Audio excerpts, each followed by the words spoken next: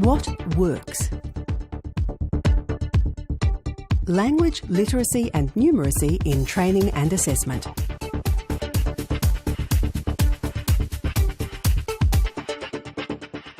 There are lots of resources available for particular industries. The first place I would look is the Industry Skills Council website for your vocational area. There are 10 or 11 industry skills councils, so you just need to look at that website and see what resources they've developed. You can also look at a website called LiteracyNet. It's a government website and is a repository for a lot of language-adjusted training resources in all sorts of vocational areas. One other website you can go to that gives really good, accessible information about literacy and numeracy strategies for vet trainers is a website called Taking the Lead. Now, it's auspiced by Service Skills Australia, which is the Retail and Hospitality Industry Skills Council, but the information on that website is relevant to everybody, relevant to all vet trainers. There's a series of very good DVD clips on literacy and numeracy for vocational trainers on a website called Ideas That Work. If you Google Ideas That Work, you'll find that website and see a series of clips which support vocational trainers in getting some strategies for their classrooms. If you're a trainer in a big TAFE, it's easier because often there's a specialist department, a literacy and numeracy department, who can offer you support. They might send a team teacher into your classroom. If you're in a smaller organisation, what are you going to do? You can access outside services.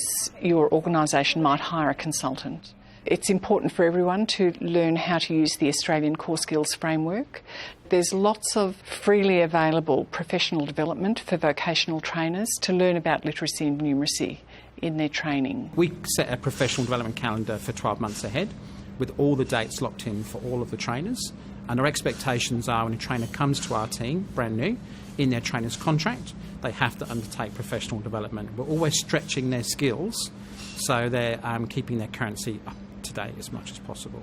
We attend a lot of different LLNM workshops, and they just have guest speakers in who are experts in the field, and they look at how we can incorporate it into our training courses, how we can package everything together, how we can unpack units to find the LLNM within the unit. So these conferences just help trainers to develop these skills and look for what's underneath. Once I came back from the conference, I then took what I'd gathered from the conference and then presented it to the whole training group. So although we only send 1 or 2 trainers on Pacific conferences, we ensure that that information is fed back to the whole team as a whole. One easy thing that trainers can do is access their training networks and find someone a bit more experienced than yourself.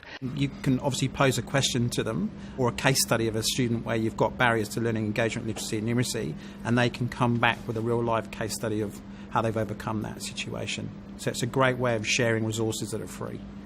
Find a buddy or someone to mentor you in your training, someone to give you advice and tell you the kinds of things they've been doing. It's really good to belong to networks and share strategies with others. Because not every trainer is obviously going to be good at English and maths, so you identify champions within your team, and those champions assist other trainers to overcome barriers in those particular subjects.